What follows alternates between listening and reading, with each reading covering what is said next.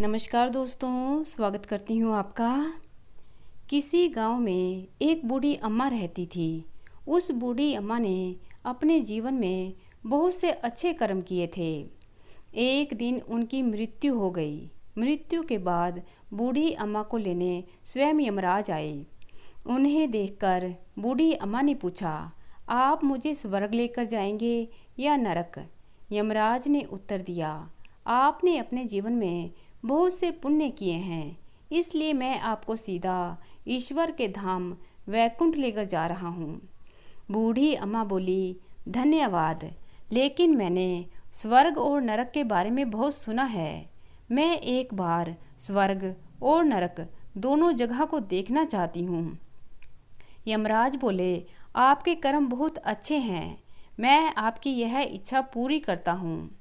ऐसा कहकर यमराज बूढ़ी अम्मा को ले चले। सबसे पहले नरक आया। नरक में बूढ़ी अम्मा ने देखा लोग रो रहे हैं। वहाँ सभी लोग दुबले पतले बीमार दिखाई दे रहे हैं। बूढ़ी अम्मा ने एक आदमी से पूछा, आप लोग यहाँ ऐसी हालत में क्यों हैं? तो वह बोला, और कैसी हालत होगी हमारी, मरने के बाद जब से यहाँ आए हैं हमें एक निवाला भी खाने को नहीं मिला है। भूख से हम तड़प रहे हैं। तभी बूढ़ी अम्मा की नज़र नरक में रखे एक विशाल पतीले पर पड़ी जो करीब 100 फीट ऊंचा था। उस पर एक विशाल चम्मच लटका हुआ था। बूढ़ी अम्मा ने उस आदमी से पूछा, इस पतीले में क्या है? आदमी मायूस होकर बोला, यह पतीला स्वादिष्ट खीर से भरा हुआ है। यह सुन बूढ़ी अम्मा चौंक गई और बोली, तो आप लोग खीर खाते क्यों नहीं हो? भूख से क्यों तड़प रहे हो? तब वह व्यक्ति बोला, कैसे खाएं? पतीला 100 फीट ऊंचा है और हम में से कोई भी पतीले तक नहीं पहुंच सकता। यह सुनकर बूढ़ी अम्मा को उन सब पर बहुत तरस आया और सोचने लगी, खीर का पतीला होते हुए भी भूख से बेहाल हैं। शायद ईश्वर ने इन्हें यही सजा दी है। यमराज बूढ़ी अम्मा से बोले, चलो हमें देर हो रही है, और दोनों चल दिए। कुछ आगे चलने पर स्वर्ग आया।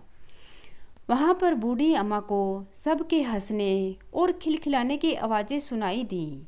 वहाँ सब लोग बहुत खुश दिखाई दे रहे थे, लेकिन वहाँ पर भी बूढ़ी अम्मा की नज़र एक विशाल 100 फीट पतीले पर पड़ी जैसा नरक में था। उसके ऊपर भी वैसा ही एक चमचा लटका हुआ था। बूढ़ी अम्मा ने लोगों से पूछा, पतीले में क्या है? स्वर्ग के लोग बोले, इसमें बहुत स्वादिष्ट खीर है। ये सुनकर बूढ़ी अम्मा हैरान रह गई और बोली, ये पतीला तो 100 फीट ऊंचा है, आप लोग इस तक पहुंच ही नहीं पाते होंगे। उस हिसाब से तो आप लोगों को खाने को मिलता ही नहीं होगा। इस पर वह व्यक्ति बोला, हम सब लोग इस पतीले से भर पेट खीर खाते हैं। बूढ़ी अम्मा ने पूछा, वो कैसे? पतीला तो बहुत ऊंचा है। तब उस व्यक्ति ने कहा, पतीला ऊंचा है तो क्या हुआ, यहाँ इतने सारे पेड़ हैं। हम लोगों ने मिलकर इन पेड़ों से लकड़ियाँ इकट्ठी की, उन्हें काटा और एक विशाल सीढ़ी का निर्माण किया। उस लकड़ी के सीढ़ी के सहारे हम इस पतीले तक पहुंच पाते हैं और हम सब मिलकर खीर का आनंद लेते हैं। ये सुन बूढ़ी अम्मा यमराज की ओर देखने लगी। यमराज मुस्कुराए और बोले, ईश्वर ने नरक और स्वर्ग मनुष्य के हाथों में सौंप रखे हैं। चाहे तो अपने लिए नरक बना ले, चाहे तो अपने लिए स्वर्ग बना ले। ईश्वर ने सबको एक समान हालातों में डाला है। ईश्वर के लिए सभी मनुष्य एक समान हैं। वो किसी में भी भेदभाव नहीं करते। वहाँ नरक में भी पेड़ पौधे मौजूद हैं, पर वो लोग खुद आलसी हैं। उन्हें खीर हाथ में चाहिए। वो कोई कर्म नहीं करना चाहते, इसलिए भूख से बेहाल हैं। यही ईश्वर की बनाई दुनिया का नियम है।